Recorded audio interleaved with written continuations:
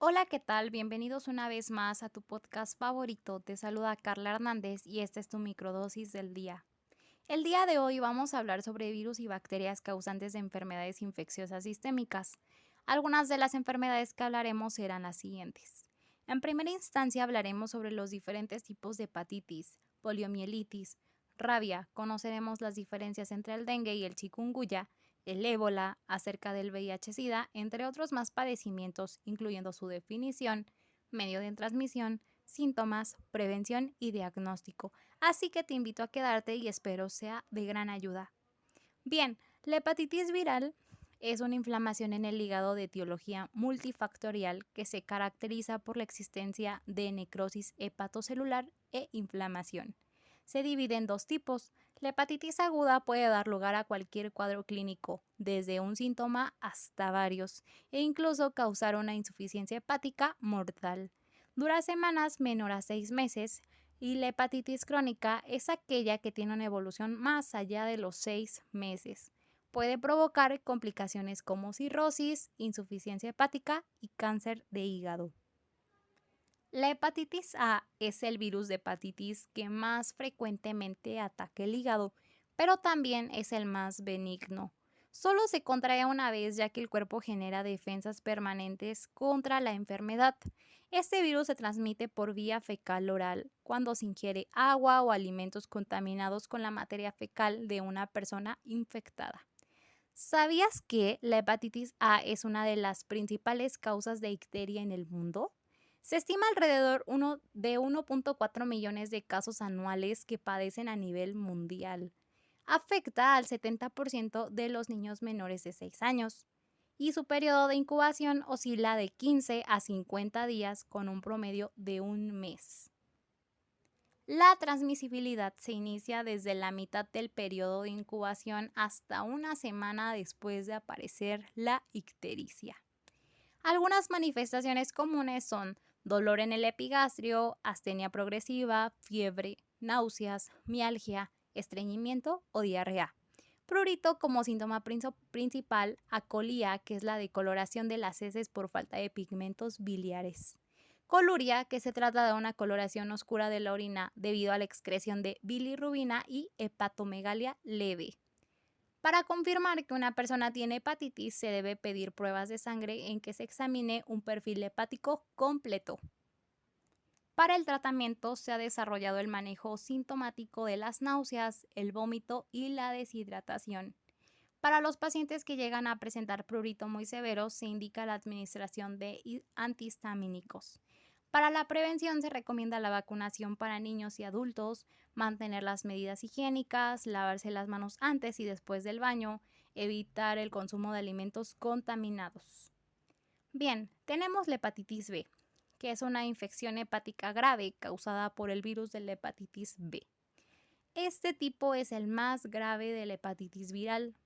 La hepatitis B es causa muy frecuente de la hepatitis crónica. Destacamos que la hepatitis A no nos lleva a una hepatitis crónica. Se divide en dos tipos: hepatitis B aguda y crónica. La hepatitis aguda dura menos de 6 meses. Es probable que nuestro sistema inmunitario pueda eliminar la hepatitis B aguda de nuestro cuerpo y que nos recuperemos totalmente en unos pocos meses.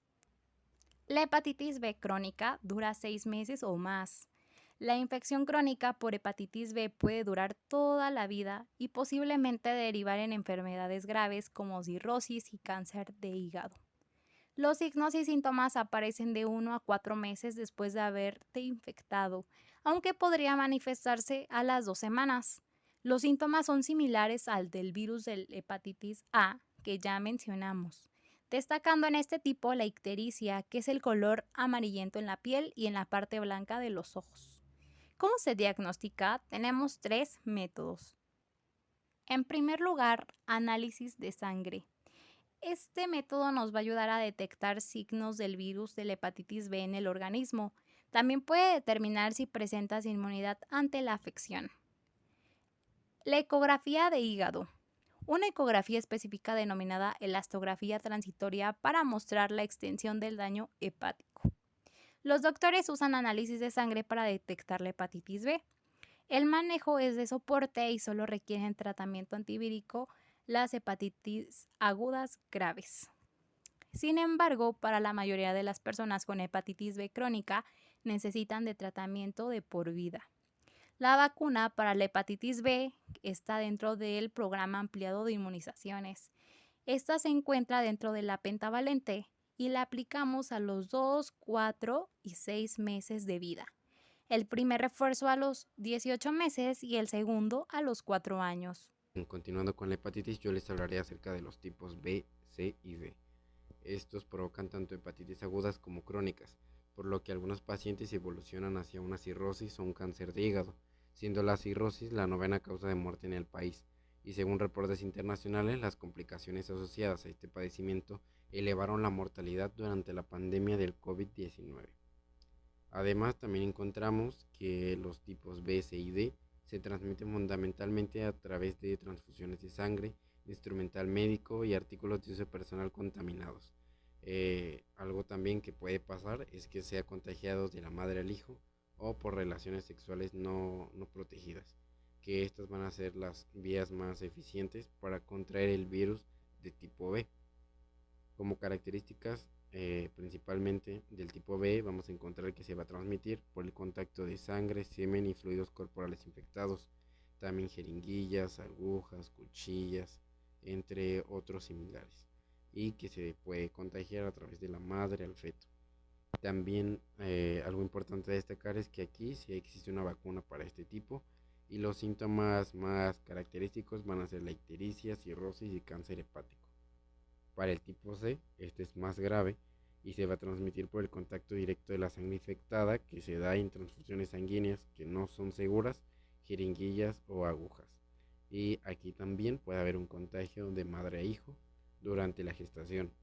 Pero para esta sí no hay una vacuna en específica y los síntomas van a ser cirrosis y cáncer. Para el tipo D, que este es aún más grave que las anteriores, se va a transmitir por la sangre infectada, las transfusiones no seguras, las jeringuillas, agujas, y algo que es importante mencionar es que para poder tener la hepatitis de tipo D, primero hay que tener la hepatitis tipo B. Es decir, si no hemos contraído primero hepatitis tipo B, no nos va a llevar a la complicación que sería tener la hepatitis tipo D. Para esta, una manera de prevenir, no existe una vacuna para el tipo D, pero sí se puede prevenir con la vacuna del tipo B, porque si no contraemos la primera, pues no podemos contraer este tipo de hepatitis. Los síntomas que encontramos van a ser ictericia, fiebre, cirrosis y pues ya algo más serio, el cáncer. Con respecto a la hepatitis por el virus D, encontramos que esta está relacionada con el tipo B y que el 10% de los infectados van a desarrollar una hepatitis crónica. Para el tipo C, el 90% van a desarrollar la hepatitis crónica y de ahí que estos pacientes van a necesitar tratamientos con antivirales. Me parece muy interesante lo que acabas de comentar, Jorge. Ahora pasamos con la siguiente enfermedad, que es la rabia. La rabia es una zoonosis viral transmitible que afecta a todos los mamíferos, sean estos domésticos o salvajes, inclusive al hombre. La Organización Mundial de la Salud estima unas 50.000 muertes anuales por esta enfermedad, la gran mayoría en zonas rurales de países en desarrollo, debido a la existencia de rabia animal canina. El agente causal es el virus rábico. El género es Lisavirus y se han identificado más de 80 serotipos de Lisavirus. Pero el serotipo 1 es el principal agente productor de rabia humana y el utilizado en la fabricación de la vacuna. El periodo de incubación es de 3 a 8 semanas generalmente. Puede variar según diversos factores, tanto del virus como del huésped humano. ¿Cuál es el mecanismo de este virus? Inicia con la penetración del virus rábico al cuerpo. Generalmente se transmite por la mordedura de un animal rabioso. Después del virus, el virus progresa hasta invadir el sistema nervioso central. La fase siguiente es la generalización de la infección, que consiste en la diseminización del virus rábico del sistema nervioso central a otros órganos. Finalmente ocurre la sintomatología y si no es tratado a tiempo puede culminar con la muerte. El cuadro clínico abarca la encefalomielitis aguda, que comienza con síntomas inespecíficos. Algunos síntomas que encontramos es fiebre, cefalea, angustia, malestar general, parestesias locales. Posteriormente aparecen los síntomas neurológicos típicos, por ejemplo, excitabilidad, alucinaciones, delirio, convulsiones, y sobreviene finalmente a la muerte en pocos días. Existe también una variante paralítica, pero es menos frecuente. El tratamiento incluye inmunoglobulina antirrábica inyectada en la zona de la mordedura para impedir la infección y una serie de vacunas antirrábicas durante 15 días con el fin de que el sistema inmunológico identifique el virus y cree las defensas necesarias para combatirlo. La prevención abarca en vacunar a las mascotas contra la rabia anualmente a partir de los 3 meses de vida, evitar tocar o adoptar animales salvajes. Tenemos un dato interesante que el 28 de septiembre se celebra el Día Mundial de la Rabia. Bien, ahora continuamos con la poliomielitis. La poliomielitis va a ser una infección causada por el virus llamado poliovirus. Este va a conllevar a la replicación del virus dentro del tracto gastrointestinal y la secreción se va a dar por medio de las heces. Este virus se va a diseminar a través de los excrementos humanos y se va a adquirir a través de alimentos o agua contaminados. Los casos se pueden producir por la presencia transitoria del virus en la corriente sanguínea y esto se va a llamar viremia. En algunos otros casos, el virus se va a diseminar y replicar en otros sitios distintos al tracto gastrointestinal.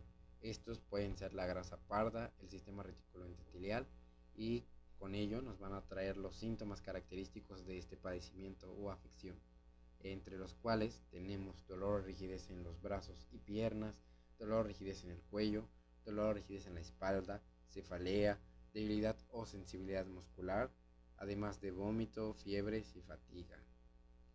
El contagio de esta infección, de la poliomielitis, se va a dar de manera directa de persona a persona o por el contacto con las heces, moco o flema de personas infectadas.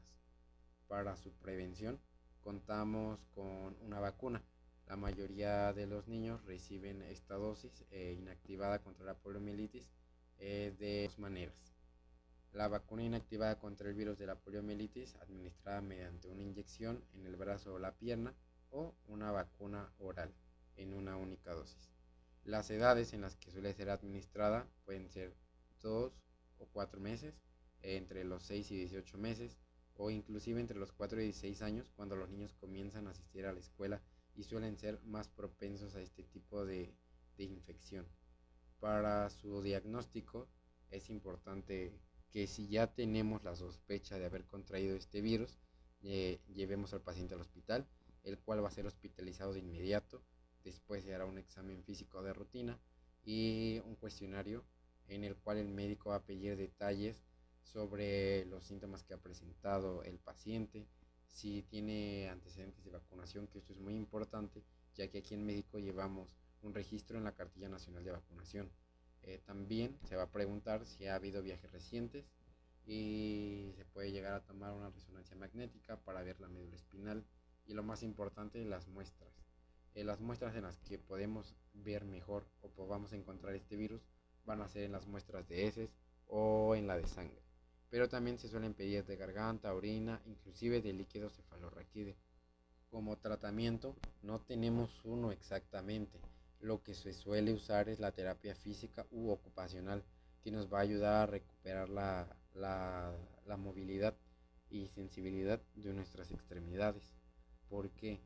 Porque este virus, el poliovirus, lo que va a hacer es que va a entrar al sistema nervioso central, se va a replicar en la motoneurona ubicada en la médula espinal o en el tallo cerebral, se va a alojar en la columna vertebral o coxis y va a causar la destrucción de las neuronas motoras. Esto nos va a llevar a una parálisis temporal o permanente y en otros casos mucho más extremos causa un paro respiratorio que nos lleva a la muerte. En los individuos que ya son inmunes, los anticuerpos se van a encontrar en las amígdalas y en el tracto gastrointestinal. Es muy importante que padecimiento sea diagnosticado de manera certera, ya que en algunas ocasiones suele ser confundido con el síndrome paralítico.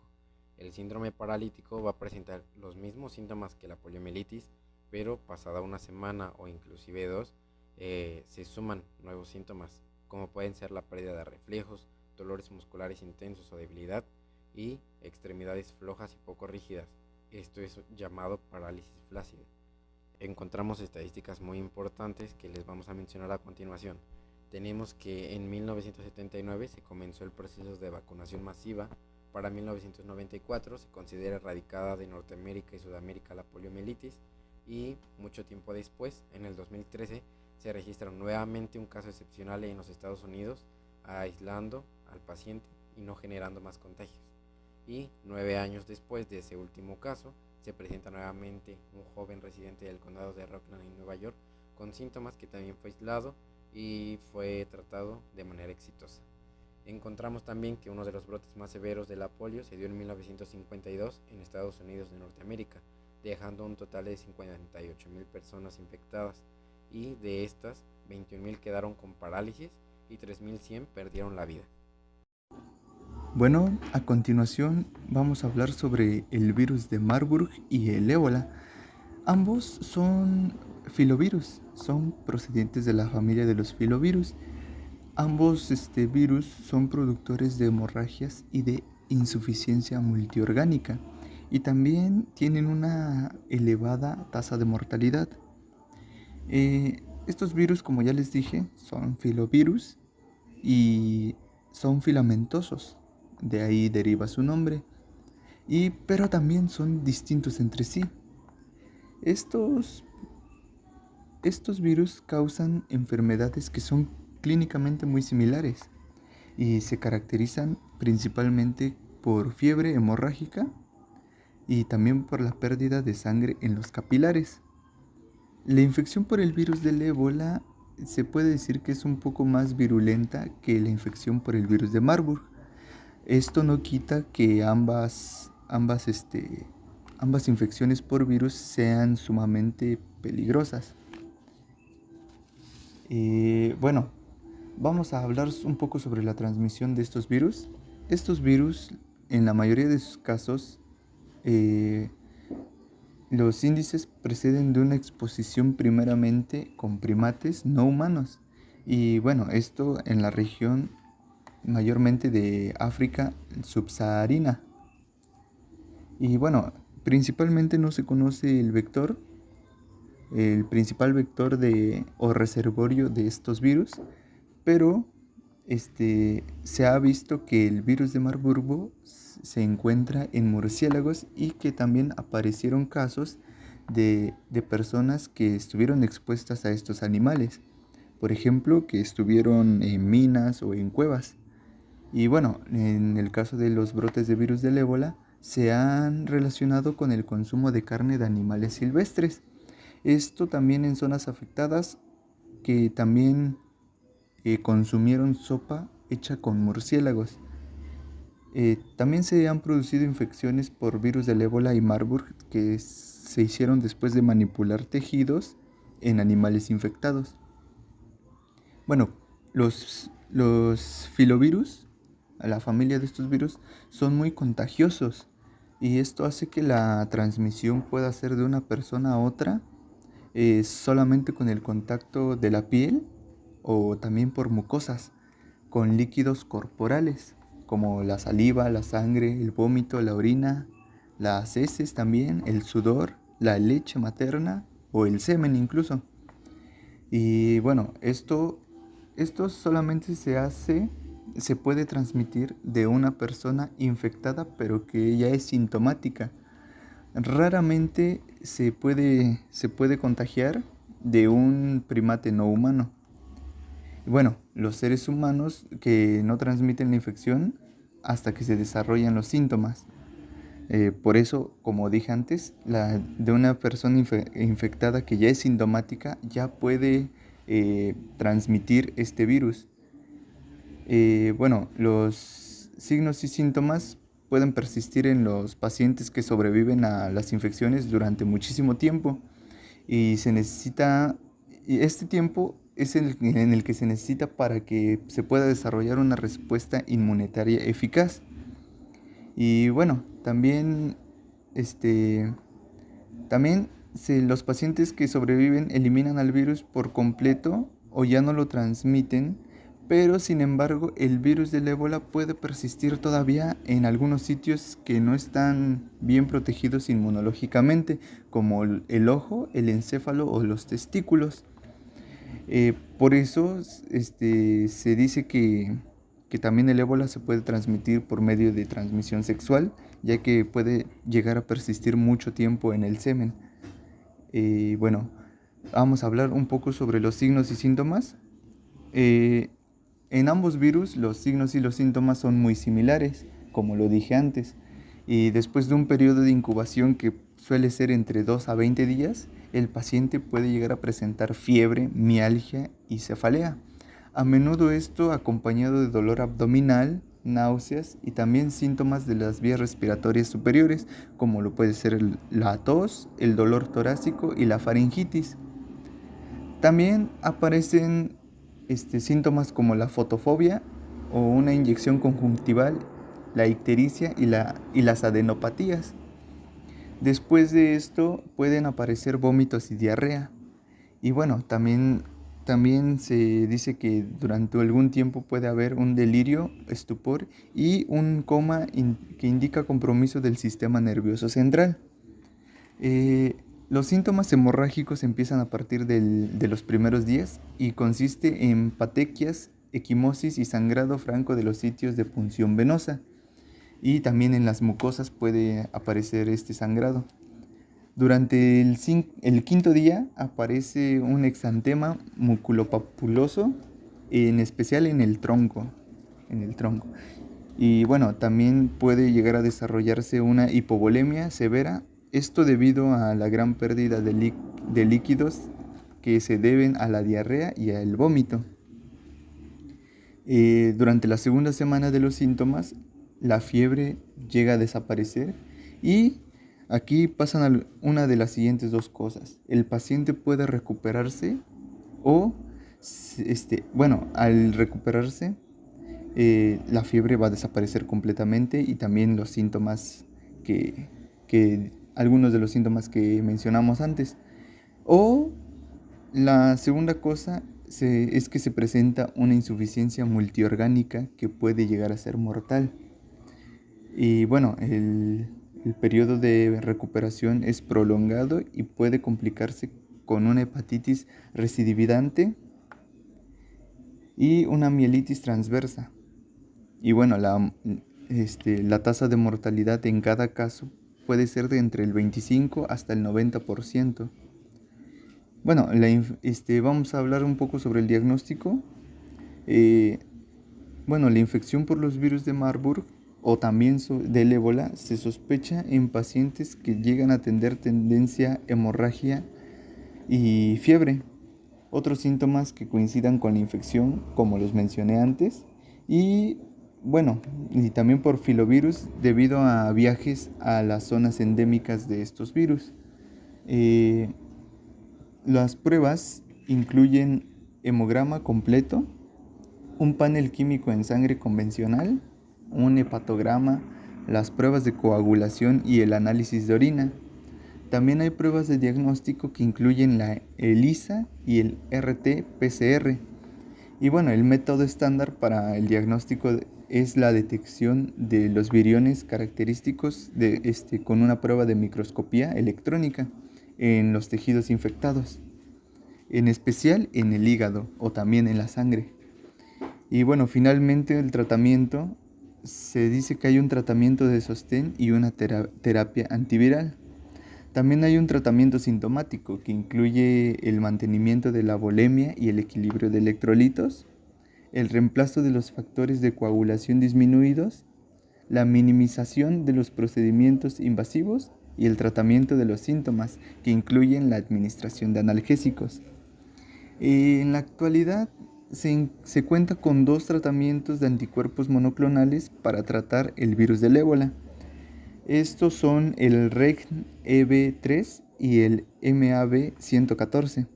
El primero fue aprobado por la US Food and Drug Administration en octubre del 2020 y es una combinación de 3 anticuerpos monoclonales y el segundo es un anticuerpo monoclonal para un solo antígeno y este fue aprobado en diciembre de 2020. Se sabe que ambos tratamientos resultaron eficaces durante un brote de ébola entre los años de 2018 y 2020 en la República Democrática del Congo. Esto implica unas tasas de curación de alrededor del 90% en pacientes con bajas cargas virales. Y bueno, con respecto al virus de Marburg, todavía no existe un tratamiento eficaz para la infección viral. Y bueno, finalmente, hablando sobre la prevención, actualmente se encuentra evaluando varios ensayos clínicos para realizar unas vacunas contra el virus del ébola. Y se dice que ya se utilizó con éxito en una escala limitada al final de un brote de ébola en África, pero todavía siguen pruebas. Y bueno, para la propagación, los pacientes sintomáticos deben mantenerse en cuarentena y deben ser aislados en una instalación de contención específicas.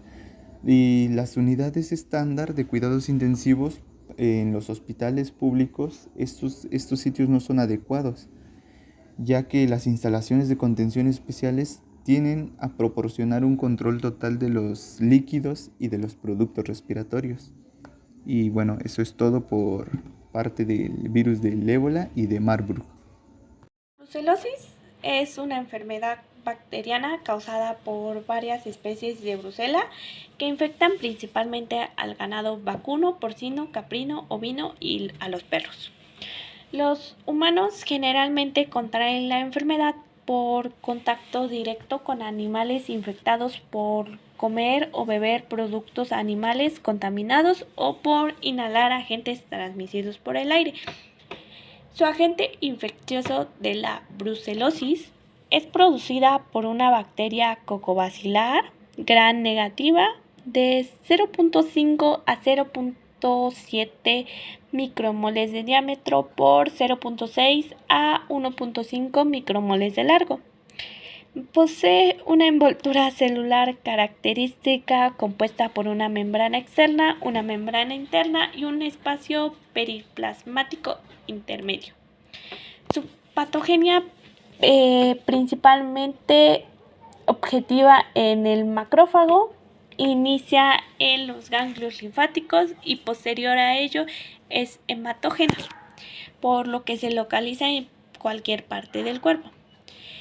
Su epidemiología señala que cada año se presentan 5.000 nuevos casos de brucelosis humana en todo el mundo. Es una de las enfermedades más frecuentes en la mayor parte del mundo. México presenta alta incidencia anual de brucelosis en humanos, por lo que es considerado un país endémico de brucelosis. Su modo de transmisión, puede transmitirse de dos maneras, ya sea por el contacto con fluidos o tejidos de animales contaminados o la ingesta de productos lácteos sin pasteurizar. El cuadro clínico puede transmitirse de dos maneras, ya sea por el contacto de fluidos o tejidos de animales contaminados o por la ingesta de productos lácteos sin pasteurizar.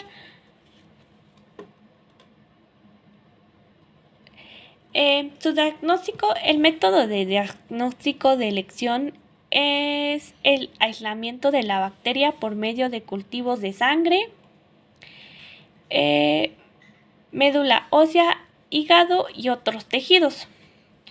Su tratamiento consta de 3 esquemas. El esquema A, que consta de tetraciclina y streptomicina. La tetramicina es de 500 miligramos cada 6 horas por 21 días y la estreptociclina es 1 gramo cada 2 horas por 21 días. Esto se le da en adultos con función renal normal. El esquema B consta de rifampicina de 300 miligramos cada 8 horas por 21 días. Este está indicado en menores de 8 años, embarazadas después del primer trimestre y en adultos mayores. El esquema C consta de doxiciclina de 200 miligramos. Este es utilizado en caso de fracaso a los demás esquemas o si la enfermedad tiene un curso prolongado.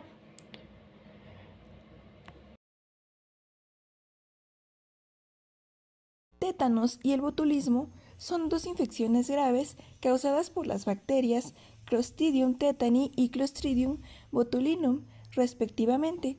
El tétanos está producido por la toxina tetanospasmina, que impide la liberación de los neurotransmisores inhibitorios GABA y glicina, dando lugar a una parálisis espástica con un compromiso respiratorio y afección grave del sistema nervioso autónomo. La tasa de mortalidad del tétanos es de entre el 8 y el 60%, por lo que un diagnóstico clínico rápido es importante para el ingreso del paciente en la UCI y establecer medidas de soporte vital. Además, se debe neutralizar la acción de la toxina con una inmunoglobulina específica, impedir los espasmos con benzodiazepinas y tratar la hiperactividad simpática con la betalol y sulfato de magnesio. En cambio, el botulismo está causado por la acción de una neurotoxina termolábil que provoca una parálisis e insuficiencia respiratoria en el paciente, con una mortalidad de entre el 5 y 10%. Las especies de Clostridium implicadas pueden producir hasta 8 toxinas diferentes, de la A a la H. Se puede adquirir por ingestión de la toxina preformada en alimentos, o también llamado botulismo alimentario, consumo de alimentos contaminados en lactantes, o también llamado botulismo infantil, por contaminación de heridas o por inhalación de agente bioterrorista. También se debe instaurar un tratamiento de soporte precoz para evitar las complicaciones respiratorias, junto con la administración de la antitoxina y antibióticos. Ahora hablaremos de las pseudomonas. Estas son ubicadas preferentemente en ambientes húmedos. Estas se encuentran presentes en la piel normal de las zonas axilar y anogenital, pero rara vez se detecta en las heces a menos de que esté administrándose un antibiótico. En los hospitales, el microorganismo suele encontrarse en los lavamanos sanitarios y en especial en las unidades de cuidados intensivos, neonatales y de quemados, a menos de que se respeten meticulosamente las prácticas en control de infecciones. Las pseudomonas son un género de bacilos rectos o ligeramente curvados, gram negativos, oxidasa positivos, aeróbicos, estrictos, aunque en algunos casos pueden utilizar el nitrato como aceptor de electrones. El catabolismo de los glúcidos se realiza por la ruta de Edner-Durov y el ciclo de los ácidos tricarboxílicos. La mayoría de las infecciones causadas por este bacilo se producen en pacientes internados, en especial los que tienen neutropenia o están debilitados o inmunocomprometidos. Es una causa frecuente de infecciones en las unidades de cuidados intensivos y los pacientes infectados por EIB, especialmente los que están en etapas avanzadas, y en los pacientes con fibrosis quística tienen riesgo de adquirir infecciones por esta toxina. Las pseudomonas pueden aparecer en muchos sitios anatómicos, entre ellos la piel, los tejidos subcutáneos, el hueso, los oídos, los ojos, las vías urinarias y los pulmones, así como también las válvulas cardíacas. El sitio afectado varía según la puerta de entrada y la susceptibilidad del paciente. Los pacientes internados en hospital pueden tener como primer signo una sepsis abrumadora por causa de estos bacilos. En los pacientes quemados, la región por debajo de la escara puede infiltrarse con abundantes microorganismos y actuar como foco para una bacteremia posterior y ser una complicación mortal. Las heridas punzantes o profundas de los pies a menudo se infectan con esta bacteria. Esto puede dar origen a fístulas, celulitis y osteomelitis. El líquido que drena de las heridas punzantes suele tener un aroma dulce y frutal.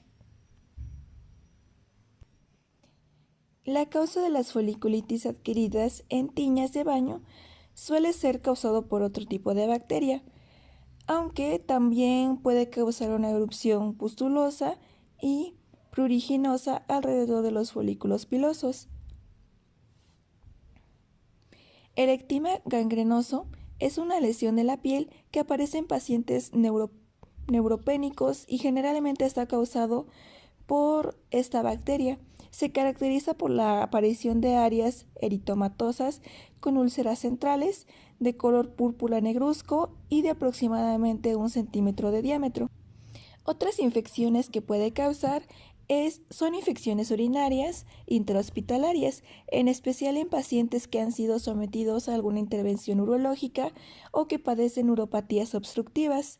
Suele colonizar en el tracto urinario de los pacientes con catéteres, especialmente si reciben antibióticos de amplio espectro. El compromiso ocular suele manifestarse como úlceras de córnea o más a menudo después de un traumatismo, aunque en algunos casos se ha atribuido a la contaminación de lentes de contacto o de los líquidos de limpieza de estos. Muchas infecciones por pseudomonas pueden causar bacteremia. En pacientes no intubados, sino con un foco urinario detectable, y en especial si la infección se debe a otras especies y no al bacilo como tal. La bacteremia indica que se administraron líquidos intravenosos o medicamentos contaminados que estaban contaminados, valga la redundancia, con antisépticos utilizados al colocar la vía venosa. Este tipo de infecciones se resuelven espontáneamente y no requieren terapia antibiótica, pero en algunas ocasiones es necesario el uso de antibióticos como ciprofloxacina o levofloxacina, aunque no es muy necesario regularmente. VIH y SIDA.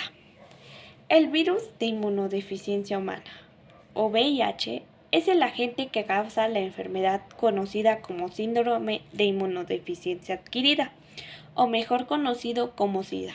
En otras palabras, el VIH es la causa y el SIDA es la enfermedad.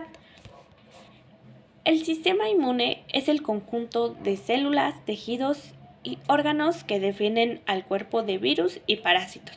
Estos se encargan de producir sustancias llamadas anticuerpos que combaten las infecciones. Generalmente, el sistema inmune mata a los virus y detiene la enfermedad. Sin embargo, el VIH ataca al sistema inmune y no es posible eliminarlo. La transmisión por VIH. El VIH se transmite de diversas maneras, ya sea por contacto sexual, sin importar el género, por sangre o por fluidos corporales. También se puede transmitir de madre a hijo durante el embarazo, parto o lactancia. El VIH no se transmite por el contacto. No puede infectarse al dar la mano ni al abrazar, ni al usar el baño o beber del mismo vaso que una persona con VIH. El diagnóstico del VIH se realiza principalmente a partir de 2 pruebas. La primera es la de ELISA y la segunda de Western blot, las cuales buscan en la sangre anticuerpos que combatan a este virus.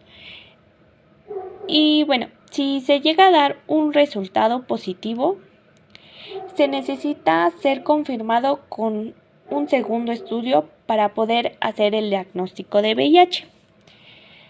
Los síntomas de una persona infectada por VIH pueden presentar en la etapa inicial. Esta etapa ocurre de semana a meses después de adquirir el virus. Los síntomas pueden ser fiebre, dolor de garganta, dolor muscular y de articulaciones. Puede llegar a haber inflamación de ganglios linfáticos, es decir, pequeñas bolitas debajo de la piel, en cuello y en axilas. También puede haber salpullido en cara, cuello y pecho. Estos síntomas pueden confundirse con la de otras enfermedades y generalmente pasan desapercibidos. Más tarde, la enfermedad se manifiesta con dolor abdominal, náuseas, vómito y diarrea. El SIDA es la etapa final de la infección por VIH, en el cual el sistema inmune está tan debilitado que ya no se puede defender contra infecciones. El tratamiento del VIH. Actualmente no existe cura para el VIH. El tratamiento disponible para controlar los daños causados por el SIDA son medicamentos llamados antirretrovirales y otros fármacos que actúan a diferentes niveles del organismo. Las personas infectadas por VIH también pueden necesitar tratamientos preventivos para tratar las infecciones inoportunistas. ¿Se puede prevenir el VIH? Sí, se puede prevenir mediante protección durante relaciones sexuales, ya sea con condón masculino o femenino, o de igual manera no intercambiando ni reutilizando equipos de inyección, como el caso de personas usuarias de droga, inyectables o personal de salud.